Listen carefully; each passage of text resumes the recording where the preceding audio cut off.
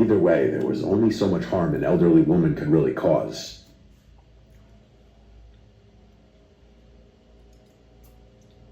You really just said that?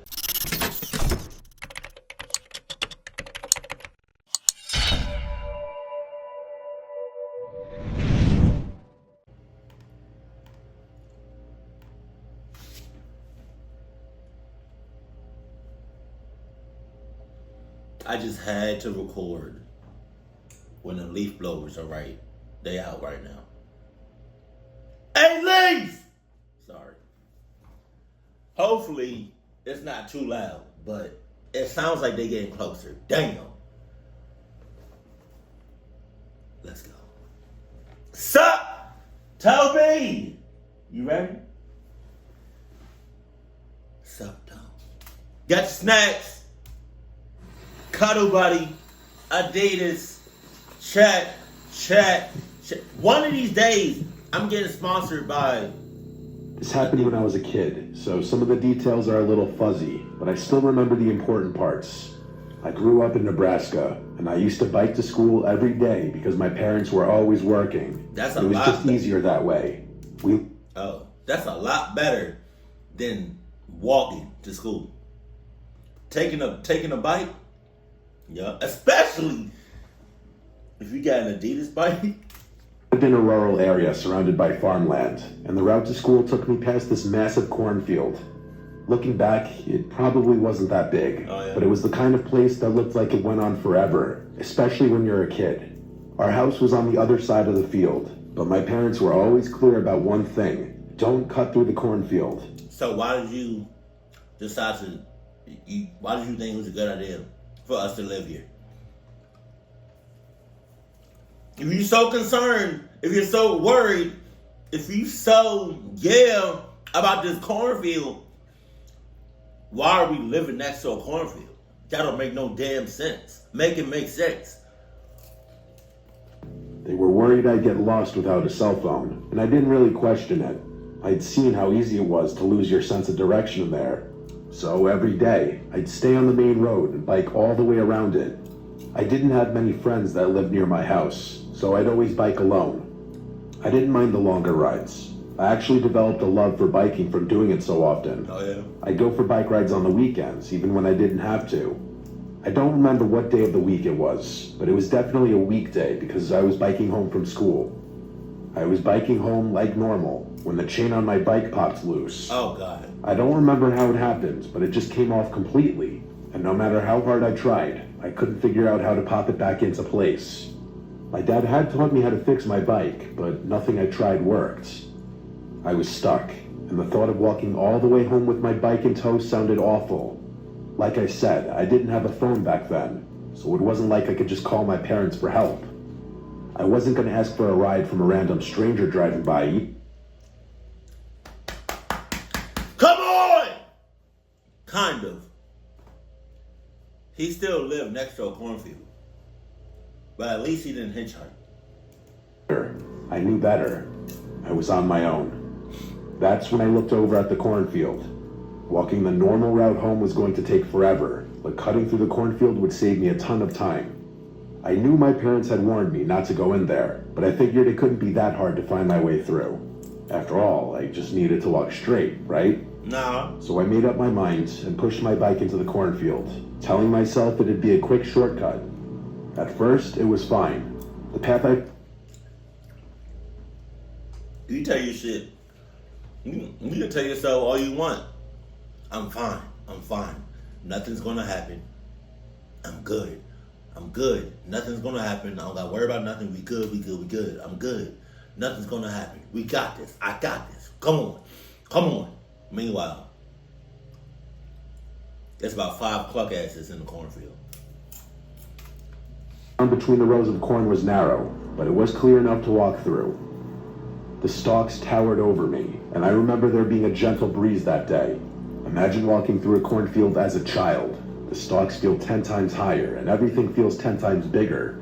It started to make me feel a little uneasy. The corn also blocked out a lot of the light, and it was oddly silent in there. I can't remember why, but every so often I'd look behind me. I'm not sure what was scaring me, but I remember just wanting to get out of there as quickly as possible. After another few minutes, I started to pick up on a faint rustling sound coming from the corn just a little ways off the path. I stopped and listened. Just as soon as I thought you had your head on right, just as soon as I thought maybe you're not gonna be such a clucky, you do that shit. Trying to convince myself it was just the wind. It didn't sound like the wind, though.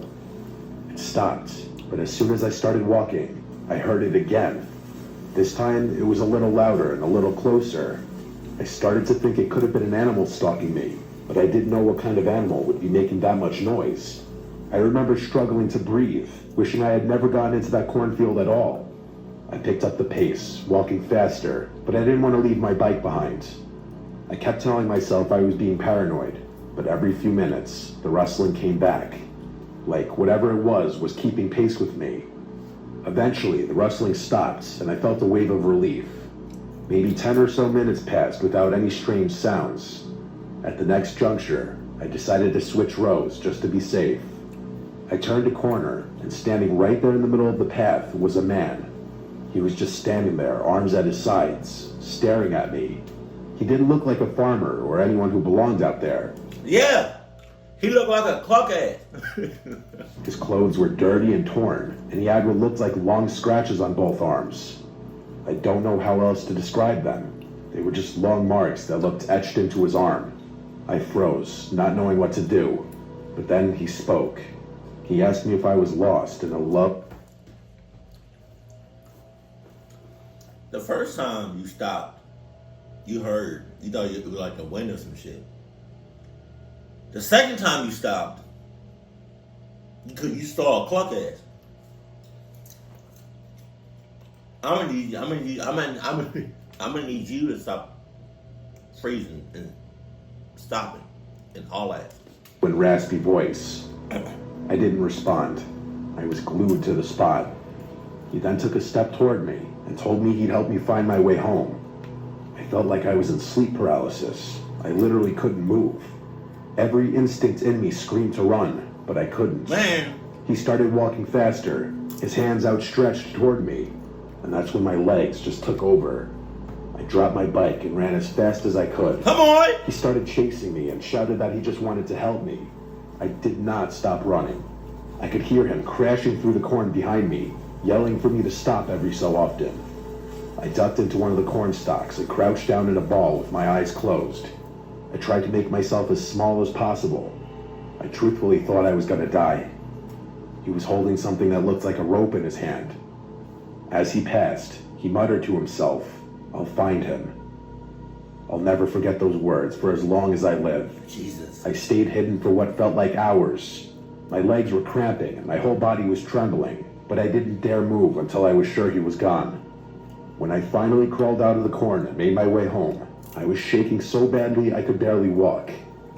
It was dark by then. I eventually found my way home. I ran inside to my parents, who were worried sick about where I had been. I told them everything. My mom was in tears, and my dad looked like he was ready to kill someone. The only reason your mom is in tears, the only reason your dad is mad, it's not because of what happened. Well, kind of. But now, they gotta sign some divorce papers, because they can't have no cluck-ass kid. By then, though, there wasn't much they could do. That man was long gone. Is he? My dad went out to look for my bike, but it was nowhere to be found. They got me a new one a few days later, and life went on. A few weeks later, something else happened that ultimately made us move out. I got home from school one day, and there, sitting on the porch, was my old bike, the one I had left in the cornfield. I don't remember who was more freaked out, me or my parents. My parents didn't feel safe with me in that house anymore, so we quickly moved out of there. My parents don't really mention what happens, but I don't think I'll ever be able to forget it. I hope it wasn't in cahoots. That'd be Sheldon. Isn't it a show? Young Sheldon? I was 28. I had been trying to chase my dreams of being an author by writing for a popular newspaper, but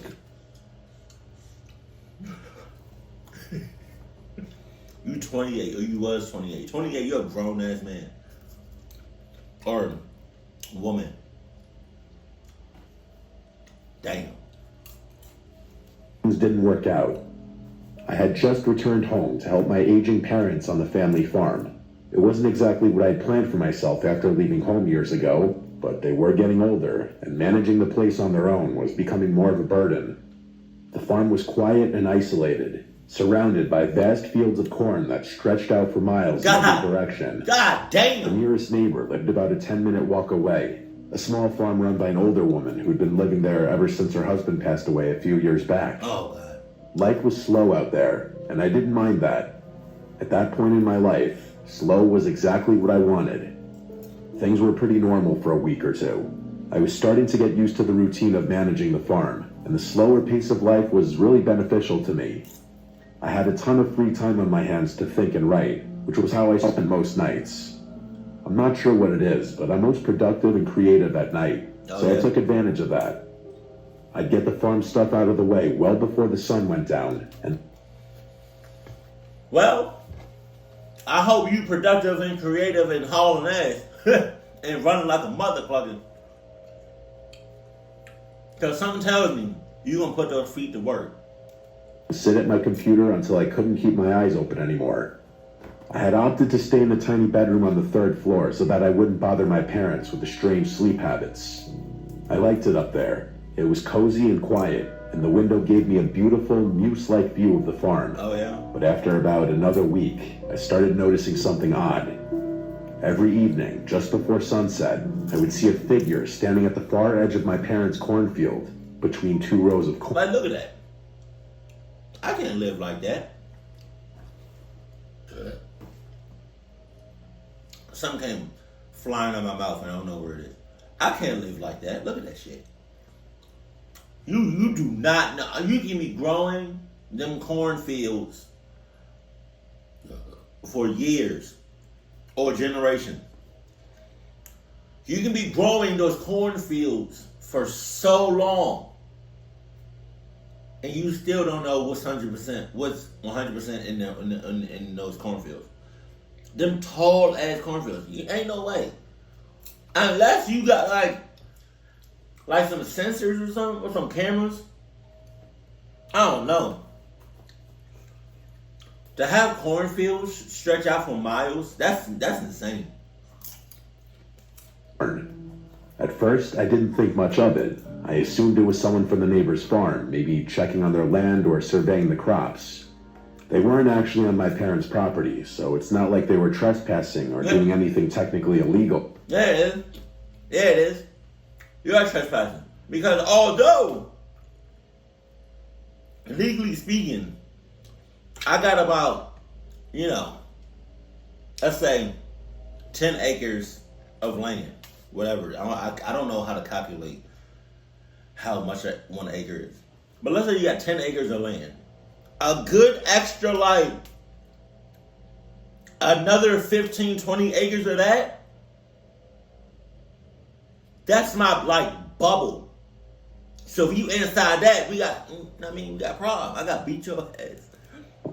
It was just kind of odd, though. The figure didn't move or make any kind of gesture. Just stood there, almost like a scarecrow or mannequin. Man. I couldn't tell if it was a man or woman. Hell, I couldn't even tell if they were facing me. It was unnerving, sure, but I figured it was nothing to worry about. Despite the eeriness of it all, I noted that the scene would definitely make a cool photo. A shadow against the golden backdrop of the evening sky and fields of corn that stretched on forever. A few more days passed, and the figure kept I thought we were going to see the actual photo. appearing. Always around the same time, always around the same spot, just standing there. One night, I watched it extra closely just to make sure it really wasn't a scarecrow. Eventually, I did notice it move, which confirmed that it was a person. It was strange, but I kept telling myself it was harmless. I even thought it might be the neighbor, the old woman my mother often mentioned. I hadn't seen her since I'd been back, but maybe she had a reason for being out near our property. Either way, there was only so much harm an elderly woman could really cause.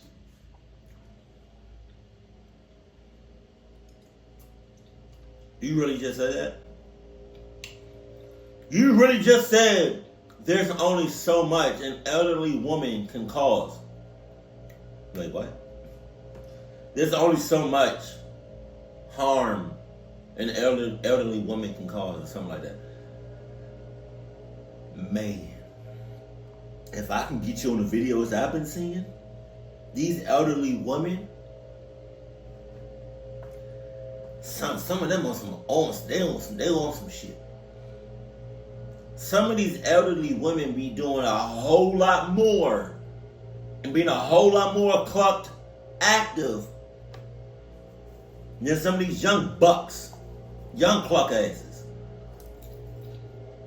Some of these old ass ladies, man, they be doing the man. Not like she posed a threat to my parents or their property. Man. Of course, if that were true, I probably wouldn't be writing this all down. In hindsight, it probably wasn't wise to be so nonchalant about the situation. Things started to change over the next few days. The figure began getting closer. Each night, I'd see it between two different rows of corn, always closer to the house. It was still silent and still unmoving, but it was definitely closer each night. I was sure of that. I still couldn't make out any details about them from that distance, but things were getting serious now. Whoever was out there was deliberately getting closer and closer to my parents' property. After 2 nights of this, I decided I had to do something. The next morning, I told my parents about what I had been noticing the past few weeks. My mom brushed it off and the next few weeks, see, they getting closer. Damn leaf blowers. You decided to tell your folks what you've been seeing for the last few weeks. That night, I'm saying something. me that it was most likely the neighbor's son, who had always been a bit of an oddball, according to her. My ass. To call him an oddball was a bit of an understatement, but my mom was always one to put things nicely. To my surprise, they didn't seem concerned or even weirded out. They told me that I should just let him be, as he's harmless. One evening, as I was working late in the barn, I glanced toward the edge of the field and felt my stomach drop. The figure... Can you imagine her parents be like, damn, man, fucking leaf blowers! Can you imagine? She told her parents, and her parents like, honey, you don't have to worry about nothing. Nothing at all. We are protected. By who? By the Adidas gods.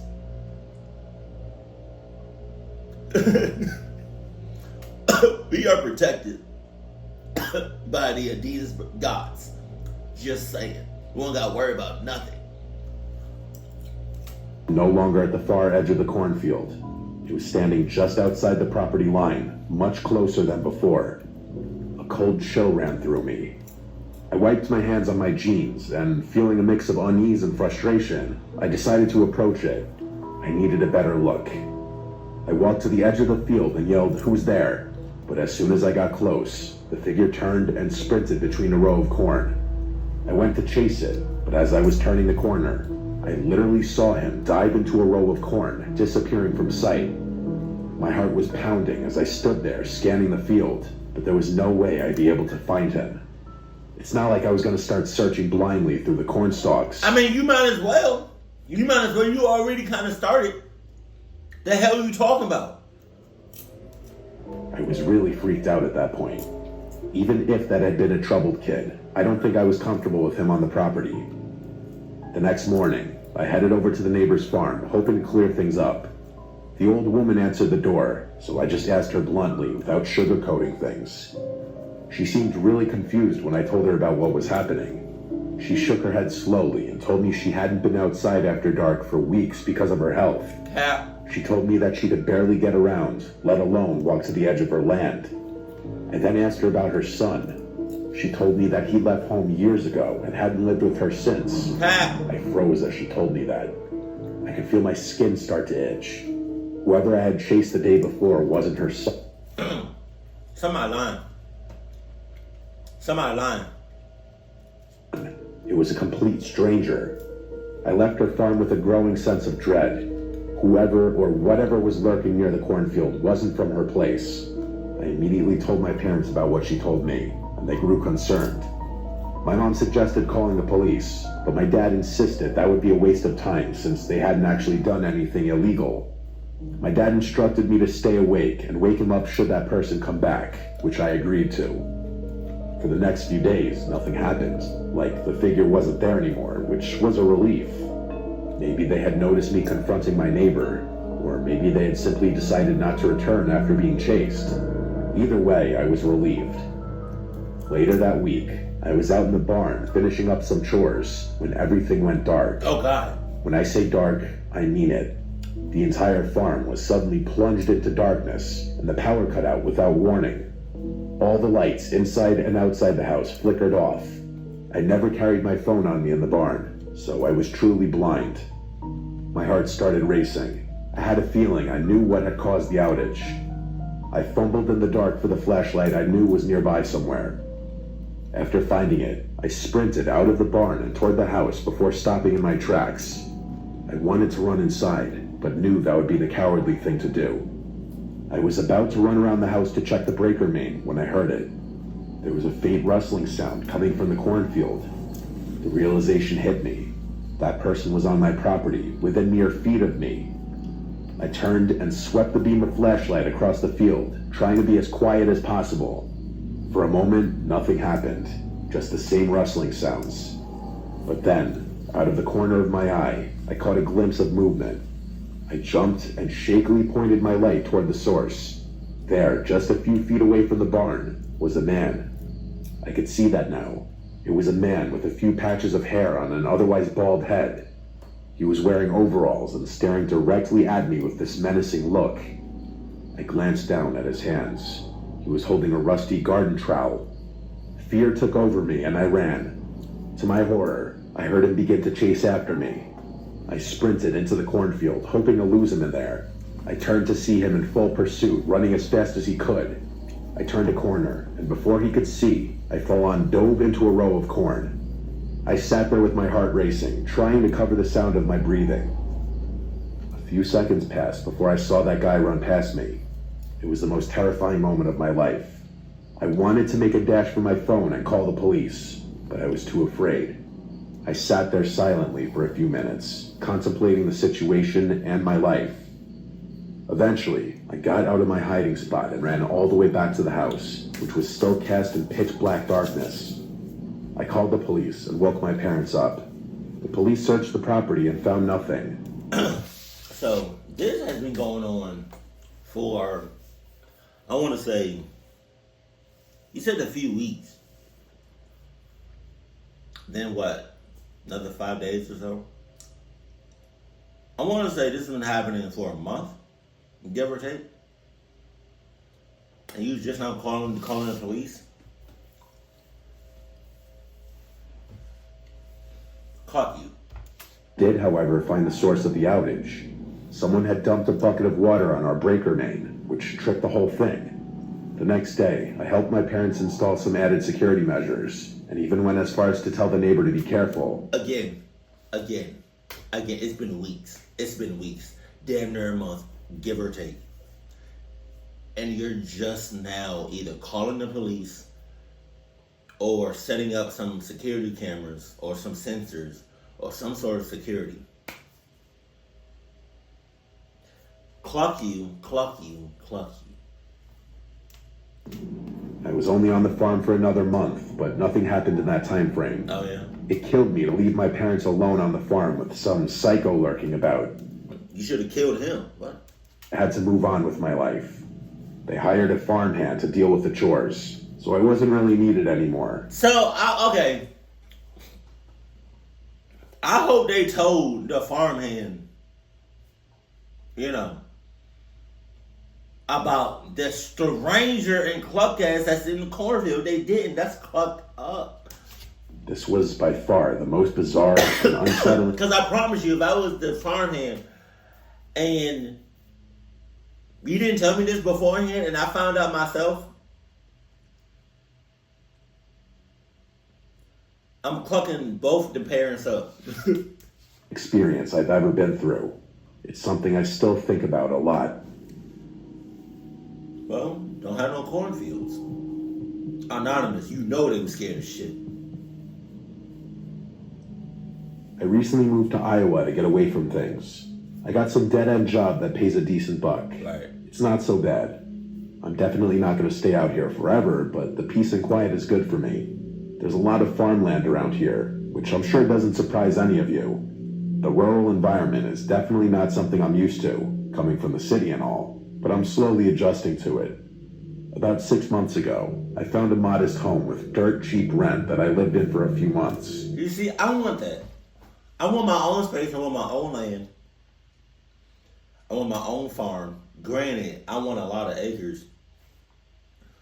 But I'm not going to be in none of these stories because I'm going to have protection out the ass. Huck, what you talking about? And I might have a fence that's like electrocuted or something. I don't know. While the house itself was small, the property was actually pretty big.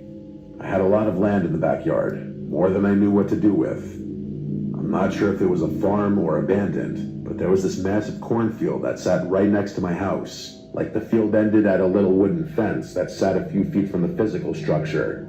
You could practically touch the outside of the house and the fence at the same time. That's how close they were. As you could probably guess, I didn't have any neighbors. Despite what you might think, I found the isolation really peaceful. Sometimes in the evening, I found myself staring into that field from the window, reflecting about my life as the stalks billowed gently in the wind. I probably would have stayed in the house for a longer period of time had it not been for what I'm about to tell you. It was a windy October night, one of those cold nights that makes you want to sit in the comfort of a warm bedroom and look out the window at the wind blowing things around. I actually like being outside when the weather's like this. I know I'm a little odd in that regard. There's just something about shoving my hands in my jacket pockets when it's cold that makes me feel good. Yeah, well, you also need to get in the habit of shoving your feet in some Adidas and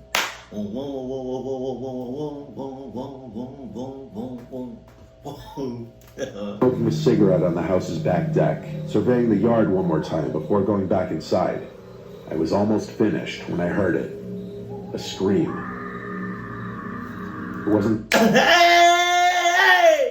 And that's when I go right back in the house and act like I didn't hear nothing. Everything's on lock. I'm checking the checklist. Hey, nobody checked the checklist. Hey, nobody checked the checklist. Hey, mama didn't check the checklist. Hey, daddy didn't check the checklist. Hey, brother didn't check the checklist. Hey, sister didn't check the checklist. Hey, dog didn't check the checklist. Hey, nobody checked the checklist. Hey, nobody checked the checklist. Hey, that could be an interlude or something. I don't know. Kind of distant animal cry you hear sometimes out in the country. That shit was no animal cry. What the hell? Oh, this was different. It was sharp, high-pitched, and unmistakably human. It sounded like it could have been a child, maybe a young boy. Tough. The sound echoed from the cornfield just beyond the house. Sorry. Without thinking, I ran inside, grabbed my hunting rifle, and went back out. Right. I'm not sure what came over me, but there was no way I was going to ignore a child that was potentially in danger. As I was running toward the cornfield, the scream came again, louder this time. I stopped in my tracks, scanning the dark, but I couldn't see anyone. Yeah, I don't know if this is the right term for me to say, but you're a lot better man than I am. Does that make sense? No. That's stupid. I see the intentions. I see where you coming from. But you going out there because you thought you heard a child. No. That's stupid, idiotic, your dumbass, cluck ass, sus ass, and cahoots ass, and just an ass. I called out to the kid, asking him to scream again so I could find him. Silence. Adrenaline was surging through me at that point. I jumped the fence, picked a random row of corn, and ran alongside it, using my phone's shitty flashlight to see. I kept yelling out, but that kid never yelled back. Eventually, I realized I was in over my head. I called the police and explained to them what I had heard before returning to my house, waiting for them to arrive. When the officers arrived, I insisted on helping them search the field. They let Helping my ass. That's what they're there for. They can do it them damn self. I'm not helping no cops. Nothing. My ass, especially even multiple cops. help, which I was grateful for. We searched for at least half an hour, calling out to that kid the whole time. He never yelled back, though. There was nothing out there, no footprints, no signs of movement, not a single trace that anyone had been in that field. Eventually, we gave up. The officers told me to call again if I heard anything, and left. I was frustrated, but what could I do? Part of me wondered if the whole thing had been a prank, which sort of made sense. I'm sure the kids out there struggled to occupy the hours. It just made me sick to think that someone would prank another person like that. As much as I tried to convince myself that it had all been a prank, I couldn't relax after that. Little did I know that the situation was about to go from a 1 to a 10. As I was upstairs getting ready for bed, something from outside the window caught my eye. It was the last thing anyone would ever want to see outside a bedroom window, a faint orange glow. I rushed to the window, and I felt my stomach drop. Off in the distance, there were small flames rising from the cornfield, flickering wildly in the dark. I remember yelling "holy fuck" over and over. I knew I had to do something. The fire wasn't huge, but I knew it would spread fast with how windy it was out there. I sprinted down the stairs while calling 911, practically screaming into the phone. I grabbed the hose from the side of my house, turned it on, jumped the fence, and sprinted into the field. I prayed that it would be long enough to reach the fire. I was soaked by the time I reached the fire, but I didn't care. I knew the fire department would take forever to get there. I was the only hope. I sprayed the flames as best I could, doing everything I could to contain it. I was unbelievably lucky that it hadn't spread more quickly. I was able to put it out completely in just a few minutes. I leaned down to catch my breath, wondering why in the world it was happening to me. As I stood there, drenched in sweat and water, I caught movement from the corner of my eye. I turned and nearly died right on the spot. There was someone at the upstairs window of my house. They were in my bedroom. Without thinking, I dropped the hose that was still spraying water and sprinted toward the house. I threw open the door and burst into the kitchen, only to freeze in place. The entire room was trashed. My fridge and cabinets were all open, and a bunch of my dishes had been smashed on the floor. It was fucking crazy, and I didn't know what to think. I barely had time to process the chaos when I heard the front door slam. I spun around and ran to the front door, but by the time I got there, whoever had been inside was gone. I rushed outside again, but they were nowhere in sight. I didn't have the energy to chase them. I actually thought I was going to pass out from how chaotic the sequence of events had been. A few minutes later, the police and firefighters finally showed up. I told them what had happened. A few what? To chase them.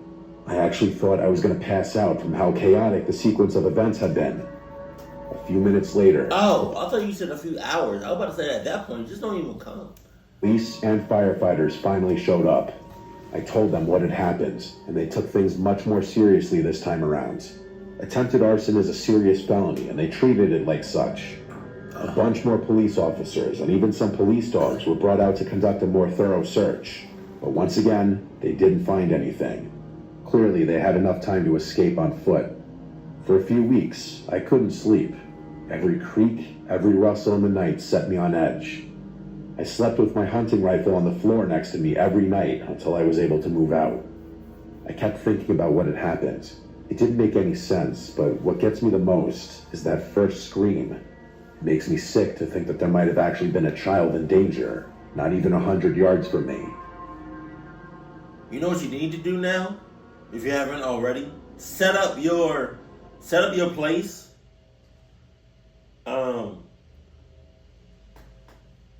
Like rig it, or how you say?